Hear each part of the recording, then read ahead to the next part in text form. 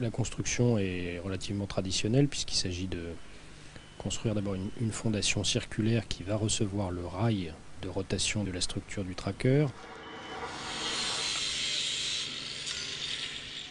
C'est la communauté de communes Cœur d'Estuaire qui a investi, qui a acheté ce panneau, qui est donc productrice d'électricité, l'électricité qui est revendue à EDF au tarif réglementé, avec un délai d'amortissement qui, en fonction de l'ensoleillement des années à venir, peut varier entre 9 et 13 ans. Le prix de rachat de l'électricité, lui, est garanti sur un contrat de 20 ans. Monday morning we install the rail and all the rest of the steel parts for the foundation, and then on Tuesday we put the rest of the concrete inside, and then it's beautiful.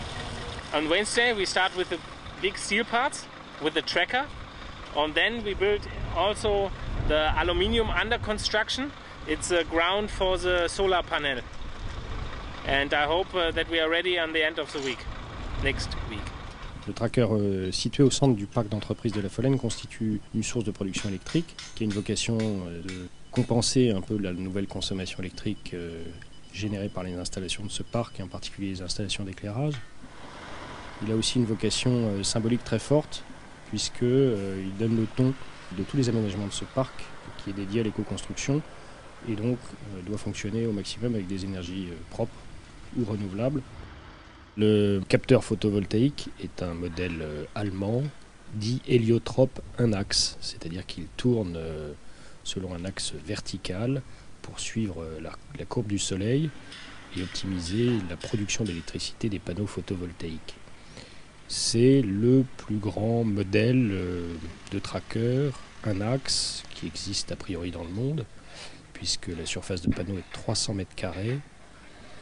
La particularité de tourner sur un seul axe lui permet de résister à des vents de grande vitesse et grande puissance, ce qui correspond bien au risque de nos contrées atlantiques. Pour assurer un bon fonctionnement du tracker, la course n'est pas gérée par une cellule solaire, mais gérée par un programme qui est en fait entré dans le cerveau du moteur. Le programme est calculé en fonction de la position GPS exacte du tracker et en fonction du jour de son démarrage.